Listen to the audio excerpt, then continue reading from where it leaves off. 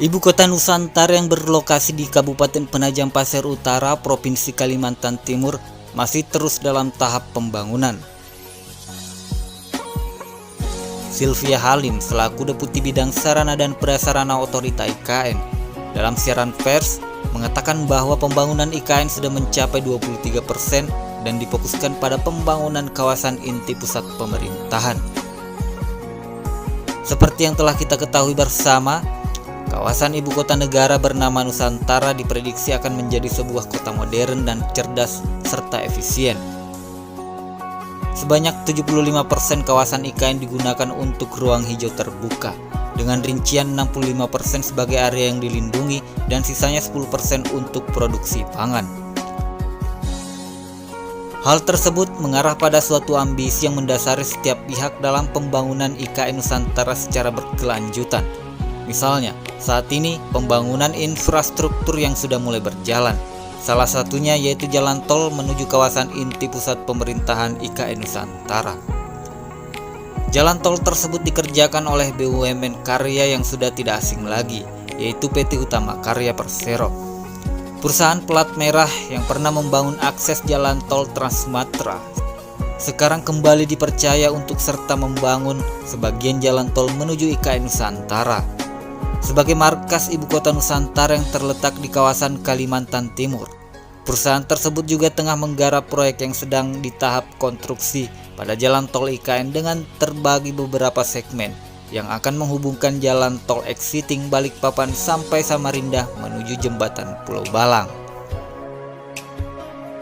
Untuk pengerjaan proyek ini Utama Karya tidak sendiri, namun melibatkan kerjasama operasi dengan Brantas Abipraya dan Adikarya.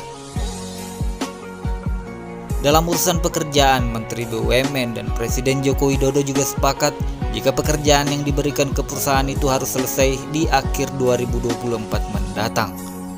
Hal ini karena mengingat progres pemindahan sejumlah perkantoran dan konstruksi Nusantara akan dikebut mulai 2024. Pihaknya menyampaikan memiliki sejumlah strategi agar bisa mengejar target pembangunan sesuai dengan arahan Menteri BUMN. Salah satu anggota Komisi 6 DPR RI Subardi mengungkapkan, proyek pembangunan ibu kota Nusantara merupakan era baru pembangunan Indonesia. Perpindahan IKN merupakan era baru bagi negara Indonesia, era transportasi ekonomi, pemerataan pembangunan, pertumbuhan teknologi, dan pembangunan yang Indonesia sentris. Perpindahan menuju IKN terus dikebut setelah proyek strategis negara itu memiliki payung hukum melalui Undang-Undang Nomor 3 Tahun 2022 tentang IKN Nusantara. Melalui undang-undang itu, Presiden telah membentuk otorita IKN sebagai lembaga setingkat kementerian yang melakukan persiapan, pembangunan, dan pemindahan ibu kota negara.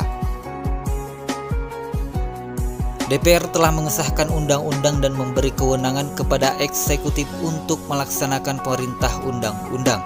Begitu juga dengan pembangunan yang akan dikelola oleh BUMN. Pemerintah berencana menggelar upacara Hari Ulang Tahun Republik Indonesia tahun 2024 mendatang di IKN Nusantara. Perayaan ulang tahun RI ini merupakan awal perpindahan ibu kota dari Jakarta menuju Kalimantan Timur.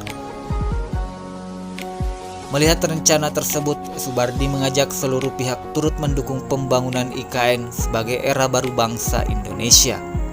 Pemindahan IKN dari Jakarta ke Penajam Pasir Utara Kalimantan Timur bertujuan untuk keseimbangan pembangunan. Kehadiran IKN akan memangkas kesenjangan pembangunan antar wilayah di Indonesia.